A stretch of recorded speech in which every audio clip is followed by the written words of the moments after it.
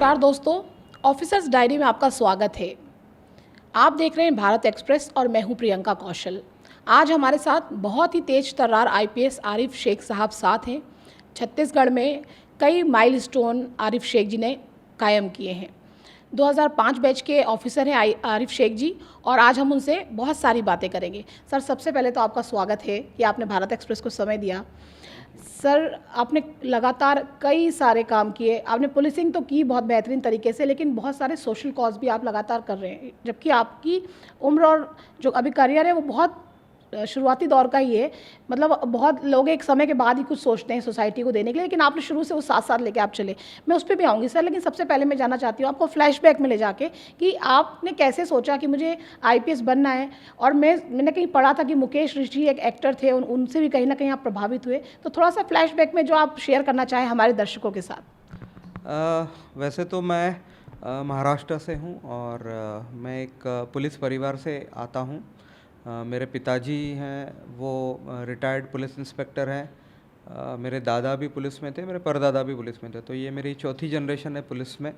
और शुरुआत से ही पुलिस में आने की ही इच्छा थी मेरी, और उसी के लिए मैं मतलब हमेशा सोचते रहता था कि आगे जाके मैं आईपीएस ऑफिसर बनूंगा। दूसरी एक बात यह है कि मेरा जो अपब्रिंगिंग हुआ है वो भी पुलिस लाइंस में हुआ है। तो इर्द गिर्द सब पुलिस ही पुलिस थे। वहाँ पे एक पुलिस ट्रेनिंग स्कूल भी था। बचपने में हम लोग वहीं पे खेला करते थे। उसके बाद में परेड भी देखते थे, और ओवरऑल जो इन्फ्लुएंस था वो पूरा पुलिस का ही था। तो पहले से यही सोचा था कि मैं आईपीएस बनूंगा करके, लेकिन कैसे बनूंगा, क्या बनूंगा, उसके बारे में मुझे कोई आइडिया नहीं थी। और पढ़ाई भी उस समय पे एवरेज ही थी, बाद में खैर मैंने पिकअप कर लिया था। तो एक आशा तो थी कि मैं कुछ बनूंगा, लेकिन कैसे बनूंगा ये पता नहीं था। उसके पश्चात फिर पिताजी का तबादला पुणे में हुआ, और फिर पुणे में मैंने इंजीनियरिंग किया। इंजीनियरिंग के बाद सरकारी एक HCL टेक्नोलॉजीज कंपनी है, उसमें मैंने जॉब भी किया करीब 3 साल। वहाँ पे जो चाहिए था वो खुशी नहीं मिल पाई मुझे, और हमेशा मेरा कॉलिंग आईपीएस ही था। तो मैंने नौकरी छोड़ के फिर प्रिपरेशन किया। एक ही अटेम्प्ट दिया मैंने, और उसी में मैं आईपीएस बन गया। और उसके पश्चात फिर मैंने आईपीएस सेवा को ज्वाइन किया। तो मेरा यही मानना है कि जीवन में आपके जो भी होता है, मतलब कोई ना कोई एक कारण की वजह से होता है, और हर एक चीज़ का कोई रेलेवेंस होता है। और वही चीज़ को एक पहचान के अगर आप चलोगे आगे, तो मुझे लगता है कि आप जो चाहते हो बिल्कुल पा सकते हो। और मेरा आईपीएस बनने का सपना भी जो था वो इसी सिलसिले में पूरा हुआ। मतलब मैंने सोचा नहीं था, बट बन गया मैं। सर, कुल मिला के आपकी रगों में खून दौड़ रहा है उस खानदान का जिसने देश की सेवा की लगातार पुलिस डिपार्टमेंट में रहकर। इसलिए मुझे लगता है कहीं ना कहीं प्रेरणा आपको मिल रही थी। और मुझे लगता है मुझे ओम शांति ओम फिल्म का एक डायलॉग भी याद आ रहा है कि आप जिसको चाहते हैं वो पूरी कायनात एक साजिश करती है आपसे, आपको उससे मिलाने की। हमारे यहाँ कहा भी गया सर, जहाँ चाह वहाँ रहा।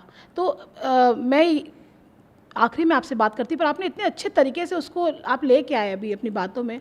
तो मैं चाहती हूँ कि आप उन दर्शकों को भी संबोधित करें जो युवा है हमारे वर्ग के, और वो कुछ बनना चाहते हैं जीवन में। वो आईपीएस आईएएस कुछ भी हो सकता है, उनका एक सपना है। तो वो कैसे उस ध्येय को अपने पूरा कर सकते हैं जीवन में? देखिए, सबसे इम्पोर्टेंट ये है कि आप चाहते क्या हो, इसको पहचानना बहुत ज़्यादा ज़रूरी है। आजकल बहुत सारे युवा जो हैं वो एक तो सबसे पहले प्रॉब्लम ऑफ प्लेंटी के शिकार है। मतलब उनके सामने इतने ऑप्शंस हैं, और उसके वजह से राइट सिलेक्शन क्या करना है और उसको कैसे परस्यू करना है, इसके बारे में उनको कोई आइडिया ही नहीं है। नॉलेज सब कुछ है, लेकिन वो जो चॉइस कैसे करना है उनको पता ही नहीं है। घर वालों का अलग इन्फ्लुएंस रहता है, पीयर प्रेशर अलग होता है, खुद का अंदर से क्या भावना आती है, क्या बनना है, तो ये पूरा कंफ्यूज्ड होते रहते हैं। तो मेरा ये मानना है कि सबसे पहले तो एक क्लैरिटी होनी चाहिए कि आपको करना क्या है। एक बार ये क्लियर हो गया कि मुझे करना क्या है, तो मुझे लगता है कि लड़ाई आधी आपने वैसे ही लड़ ली है। उसके बाद में जब आप प्रिपरेशन शुरू करते हो, तो देखिए कोई भी नया रास्ता हम लोग जब लेते हैं तो उसमें बहुत सारी कठिनाइयाँ होती हैं, और उसमें बहुत सारे आपको प्रॉब्लम्स झेलनी पड़ती है। बहुत सारे लोग कुछ कहेंगे, जैसे कि मैंने भी जब एक नौकरी छोड़ी थी मेरी, मतलब 2002 में, उस समय पे मुझे 25,000 सैलरी मिल रही थी, जो कि बहुत ज़्यादा थी। और मैंने जब ये बोला कि मुझे नौकरी छोड़नी है, तो बहुत लोगों ने मुझे बोला। कुछ लोगों ने बोला कि नहीं, आईपीएस कैसे बनोगे, वो सबसे टफ एग्ज़ाम है और नहीं हो पाएगा। कुछ लोगों ने बोला कि एक पर्टिकुलर आप रिलीजन से आते हो तो वहाँ पे हो नहीं पाएगा। कुछ लोगों ने फिर ये बोल दिया कि वहाँ पे सिर्फ यूपी और बिहार का इन्फ्लुएंस रहता है। आप तो बोलने वाले तो 100 लोग रहते हैं जो कि आपको डिसवर्ड करने की कोशिश करेंगे, आपको पीछे खींचने की कोशिश करेंगे, लेकिन मेन चीज़ ये है ये आप अपने आप में कितना विश्वास रखते हो, वो सबसे ज़्यादा इम्पॉर्टेंट है। और मुझे लगता है कि एक बार अगर आप आगे चल पड़ते हो तो निश्चित तौर पे जो है आप सफलता पाते ही हो, और तब तक नहीं रुकना है जब तक आपको सफलता मिलती नहीं है। सर बहुत ही मुझे लगता है इतने पावरफुल वर्ड्स में आपने ये चीज़ कन्वे की है क्योंकि आपने जिया है उसको। सर आपकी पत्नी आईएएस ऑफिसर हैं, आप आईपीएस ऑफिसर हैं, तो शम्मी आबिदी मैम से आप मिले कहाँ पर? क्या ये लव मैरिज थी या अरेंज मैरिज थी? वो क्या एक्सपीरियंस था? कहाँ मुलाकात हुई आप लोगों की? देखिए, शम्मी और मैं जो थे फर्स्ट टाइम इंटरव्यू में साथ ही में थे। उस साल उसका सिलेक्शन नहीं हुआ था और मुलाकात हुई थी, लेकिन हम लोग मतलब फिर कोई कांटेक्ट नहीं हुआ था। लेकिन उसका जब फिर बाद में आईएएस में सिलेक्शन हुआ तो उसके बाद में फिर मैंने सोशल मीडिया पे देखा था, ऑर्कुट तभी चलता था, तो तभी फिर मैंने वहाँ पे उसको बधाई दी थी। और उसके बाद फिर हम लोगों का रिलेशनशिप जो है वो हुआ, और उसके पश्चात एक अरेंज मैरिज भी हुई, लेकिन you can say love come arrange marriage है वो। तो आप दोनों जो हैं पावर कपल के रूप में देखे जाते हैं छत्तीसगढ़ में, तो कहीं कोई क्लैशेस तो नहीं होता लाइफ में? नहीं, हम लोगों का एकदम सॉर्टेड आउट है। मतलब ना मेरे काम के बारे में वो कुछ कमेंट करती है या कुछ कहती है, ना उसके बारे में मैं कुछ कहता हूँ, और एकदम सॉर्टेड है। मतलब एक दूसरे के मतलब प्रोफेशनल वर्क्स में हम लोग कोई दखल देते नहीं हैं। उसकी वजह से लाइफ बहुत ही आसान है। और मेन बच्चों का बहुत इशू होता है, और वो एक हस्बैंड एंड वाइफ जब वर्किंग हो तब पेरेंटिंग काफ़ी मुश्किल होती है, और उसमें ही एक्चुअली हमारा पूरा फोकस रहता है, तो बाकी के चीज़ों में हम लोग ज़्यादा ध्यान भी नहीं देते हैं। तो मतलब मुझे लगता है घर में जैसे आम कपल होते हैं, बच्चों पे उनका ध्यान है, बच्चे क्या कर रहे हैं, वो एक आप लोग भी लाइफ वैसी ही कुछ चलती होगी। सर मैंने पर्सनल सवाल तो बहुत सारे किए, मैं प्रोफेशनल भी कुछ बात करना चाहती हूँ। आप जहाँ भी रहे आपने कुछ नया किया सोसाइटी के लिए। जैसे आप, मेरे को याद आता है कि जब आप बालोद में थे तो ह्यूमन ट्रैफिकिंग पे आपने काम किया, फिर आप रायपुर आए तो आपने ये जो ट्रैफिक होता है सड़कों का, इसको ठीक करने की कोशिश की, आपने हेलमेट का भी एक अभियान चलाया, और कई सारे रिकॉर्ड्स भी आपने बनाए, कई सारे आपको इंटरनेशनल लेवल के, नेशनल लेवल के अवार्ड्स भी मिले। ये कैसे मन में आता है कि पुलिसिंग तो एक जगह आप कर ही रहे हैं, लेकिन कहीं ना कहीं पैरेलल सोशल कॉज पे भी आप काम करते रहते हैं, जिस जगह जाते हैं कुछ नया, वहाँ का जो समस्या उसको उठा के उस पर आप काम करना शुरू करते हैं। ये प्रेरणा कैसे मिलती है, और मुझे थोड़ा सा बताइएगा जो आपने अलग अलग अभियान चलाए समय समय पर। देखिए, जो ये अलग अलग सोशल जो इनिशिएटिव्स हम लोगों ने चलाए हैं, तो ये सबके सब कम्युनिटी पुलिसिंग के तहत आते हैं। ठीक है, कम्युनिटी पुलिसिंग जो है ये सबसे एक मिसअंडरस्टूड वाला सब्जेक्ट है। होता ये है कि पुलिस वाले भी जो है कम्युनिटी पुलिसिंग को ठीक से समझ नहीं पाते, ना जनता समझ पाती है, ना बाकी के कुछ। कम्युनिटी पुलिसिंग जो है, जो कि मैं जिसको जानता हूँ और जिसको मैं इम्प्लीमेंट करवाता हूँ, उसका डायरेक्टली इम्पैक्ट जो है जनता के लिए रहता है। तो उसके कुछ कैरेक्टरिस्टिक्स हैं। सबसे इम्पॉर्टेंट कैरेक्टरिस्टिक्स ये है कि ये प्रोएक्टिव होना चाहिए। प्रोएक्टिव मतलब ये कोई चीज़ होने के पहले, मतलब कोई प्रॉब्लम क्रिएट होने के पहले ही आप उस प्रॉब्लम को सॉल्व करते हो। इसमें सबसे बड़ा एम्फेसिस इसका होना चाहिए। सेकंड ये होना चाहिए कि इसमें पब्लिक कोऑपरेशन चाहिए। ठीक है। थर्ड इसमें ये होना चाहिए कि ये पुलिसिंग जब आप कर रहे हो तब आपकी ट्रेडिशनल पुलिसिंग जो है वो कॉम्प्रोमाइज़ ना हो, क्योंकि अगर आप आपकी रूटीन वाली पुलिसिंग नहीं करोगे तो ये कहीं पे टिक नहीं पाएगा। कितना भी आप सोशल इनिशिएटिव ले लो, ना तो पब्लिक जुड़ पाएगी, पब्लिक बोलेगी आप अपना काम करो पहले, बाकी की चीज़ें बाद में करो। चौथा सबसे इम्पॉर्टेंट चीज़ ये है कि जो भी ये मैंने किया है उसका आउटपुट जो था, आउटकम जो भी था, वो पुलिसिंग से रिलेटेड था। मतलब ऐसे नहीं था कि मैं कुछ समाज सेवा कर रहा हूँ। बहुत सारे लोग अभी युवा अधिकारी लोग भी थोड़ा इसको मिस इंटरप्रेट करते हैं कि ऐसी ऐसी चीज़ें करते हैं जिसमें से पुलिसिंग का कोई आउटपुट नहीं हो। तो देखिए, मैंने जितने अभियान किए हैं उसका अगर आप आउटपुट देखेंगे तो वो 100% पुलिसिंग से रिलेटेड है। जैसे सबसे पहले मैंने बालोद में ये शुरू किया था कम्युनिटी पुलिसिंग का जो एक्सपेरिमेंट है, और वहाँ पे सबसे पहले हम लोग ने मिशन ई रक्षा शुरू किया था 2015 में। उस समय पे ये जो फिशिंग है, जो फ्रॉड है, जस्ट शुरू हुआ था, और उस समय पे हम लोगों ने पहले ही ये जान लिया था कि अगर जनता को इससे बचाना है तो उसका अवेयरनेस फैलाना ज़रूरी है। जब जनता ये समझ में आएगा उसको कि ये कोई फ्रॉडस्टर फ़ोन कर रहा है तो वो खुद ही बोलेगी और उसको अपने आप को बचा पाएगी। तो ये अवेयरनेस कैंपेन मैंने सबसे पहले तभी चलाया था और उसी के लिए ये इंटरनेशनल अवार्ड भी मुझे मिला था। उसके बाद में वहाँ पे एक्सीडेंट रोकने के लिए मैंने एक मिशन जीव दया करके प्रोजेक्ट स्टार्ट किया था। हुआ था ये कि एक्सीडेंटल जो ब्लैक स्पॉट्स होते हैं उनका चिन्हांकित करके उनको हाईलाइट किया था और ये जो ब्लैक स्पॉट है वहाँ पे कमेटी बनाई थी हम लोगों ने, जो पान ठेले वाले, फल वाले, उनको ट्रेनिंग दिया था कि अगर एक्सीडेंट होता है, क्योंकि तब 112 शुरू नहीं हो पाई थी सेवा, 108 जब जो थी पहले तभी शुरू नहीं हुई थी। तो हम लोगों ने ये ट्रेनिंग दिया था उनको, अगर कोई एक्सीडेंट होता है तो कैसे आप उसको बचाओगे। तो ये मेडिकल एसोसिएशन जो होते हैं उनके द्वारा ट्रेनिंग करवाया था 2 दिनों का। तो उससे ऑलमोस्ट 23% की एक्सीडेंटल डेथ्स में कमी आई थी। तो देखिए ये अगर हम लोग देखेंगे तो क्लियर कट इसका आउटपुट पुलिसिंग से रिलेटेड है, क्योंकि मेरे को किसी की जान बचानी है, वो सबसे इम्पोर्टेंट है। रायपुर में भी जो हम लोगों ने हर हेड हेलमेट शुरू किया था तो उसमें भी क्योंकि ऑलमोस्ट उस अभियान में 2 करोड़ रुपए के हेलमेट बटे थे और वो जनता ने ही जनता को बांटे थे। उसमें पुलिस ने सिर्फ कैटलिस्ट की भूमिका निभाई थी, एक उर्वरक की, और बहुत सारे इंडस्ट्री वाले आए, सोशल ऑर्गेनाइजेशंस वाले आए, उन्होंने हेलमेट का डिस्ट्रीब्यूशन किया था।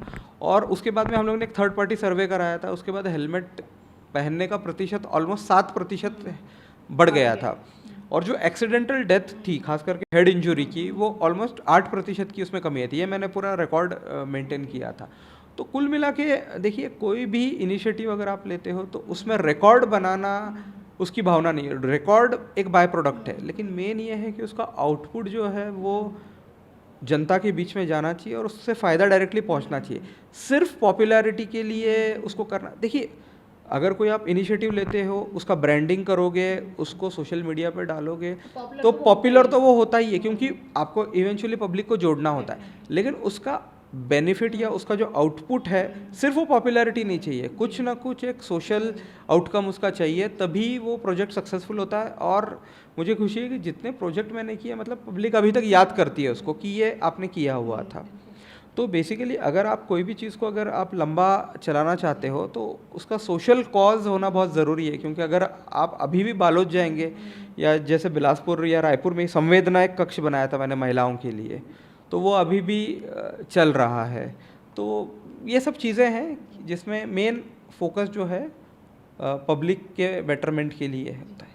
सर ये बहुत अच्छी चीज़ है, क्योंकि क्या पीछे जो आपके आएंगे वो कहीं ना कहीं आप एक उनको एक रिमार्क आप सेट कर रहे हैं तो वो उसको फॉलो करने की कोशिश भी करते हैं और अल्टीमेटली फ़ायदा जैसे कि आपने कहा पब्लिक का ही है। सर आपकी जब आपको कैडर मिला तो त्रिपुरा कैडर मिला सबसे पहले, कितने समय आप त्रिपुरा में रहे और छत्तीसगढ़ कैसे आए आप, क्या एक्सपीरियंस रहा दोनों स्टेट्स को लेकर आपका?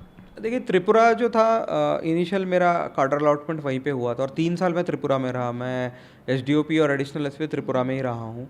और उसके पश्चात क्योंकि वाइफ आईएएस में थी तो एक हम लोग का कार्डर चेंज होता है, तो उसी के तहत मैं 2009 में यहाँ पे ज्वाइन किया। त्रिपुरा स्टेट जो है ये एक एक्सट्रीमिज़म से ग्रसित स्टेट है और वहाँ पे जो खास करके बांग्लादेश और बर्मा, वहाँ से इन्फ्लक्स वाला काफ़ी टेररिस्ट एक्टिविटीज़ जो चलती है, जिसको एक्सट्रीमिस्ट हम लोग बोलते हैं।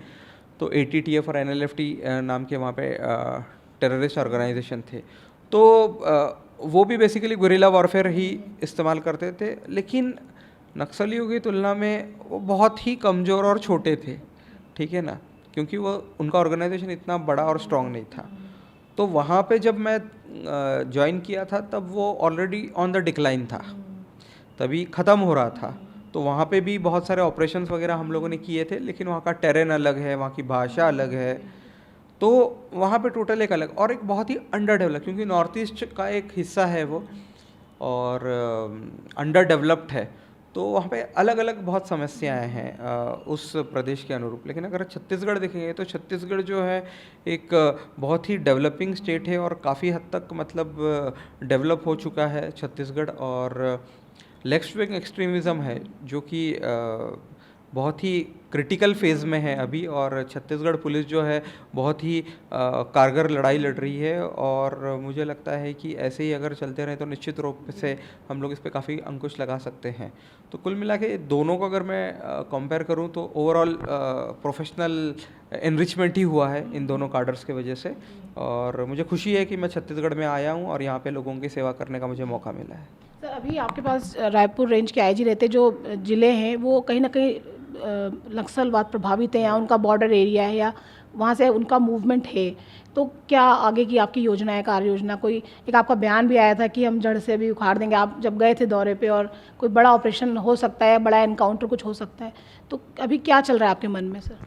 देखिए, मेरे रेंज के जो खास करके 3 ज़िले हैं, धमतरी है, गरियाबंद है और महासमुंद है। अलग अलग समय पे वहाँ पे नक्सल एक्टिविटीज़ हुई थी, और धमतरी और गरियाबंद तो मतलब नक्सल सेंसिटिव हैं ही। और गरियाबंद में हम लोगों ने मतलब काफ़ी अच्छा काम किया है नक्सलियों को लेके, और हम लोगों ने नए नए कैंप्स इस्टेब्लिश किए हैं जो कि बहुत ही क्रिटिकल जगह पे हैं, और जहाँ से मूवमेंट करना बिल्कुल मुश्किल है नक्सलियों के लिए। उस वजह से हम लोगों ने काफ़ी ऑफेंसिव ऑपरेशन अभी लॉन्च किए हैं गरियाबंद में, और धमतरी भी उसमें एक पार्ट रहता है। उड़ीसा के भी साथ मिलके हम लोग ऑपरेशन करते रहते हैं। तो मुझे आशा है कि आने वाले समय में निश्चित हम लोग वहाँ पे कुछ बेहतर रिज़ल्ट देंगे। और रही बात जैसे महासमुंद वगैरह की है, वो एक ट्रांजिट रूट के तौर पे पहले नक्सलियों ने यूज़ किया था, लेकिन वहाँ पे भी अभी हम लोग लगातार सक्रिय हैं, और कोशिश यही रहेगी कि जल्द से जल्द जो रायपुर के आसपास के ज़िले हैं उनको नक्सल मुक्त किया जाए।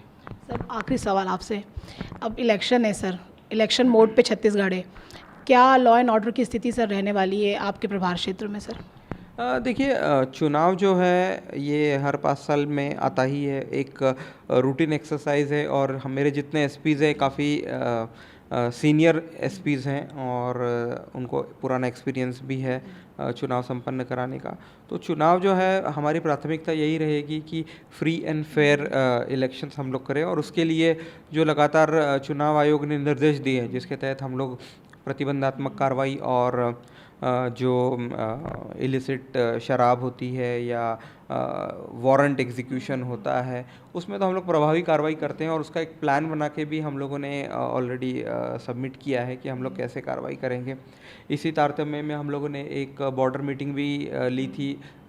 मैं संबलपुर गया था, और वहाँ के आईजी जो भी बॉर्डरिंग ज़िले हैं उड़ीसा से, हम लोगों ने एक मीटिंग की थी ताकि एक बेहतर तालमेल हो सके। और उसके पश्चात लगातार कोम्बिंग और ऑपरेशंस चल ही रहे हैं, बॉर्डर पे चेकिंग चल रही है, और मुझे आशा है कि बिल्कुल फ्री एंड फेयर इलेक्शंस हम लोग संपन्न कराएंगे। Thank you sir. तो हमारे साथ थे आईपीएस आरिफ शेख जी, जो छत्तीसगढ़ के बहुत ही ऊर्जावान, अनुभवी अधिकारी हैं, और कई लोगों के लिए वो रोल मॉडल भी हैं।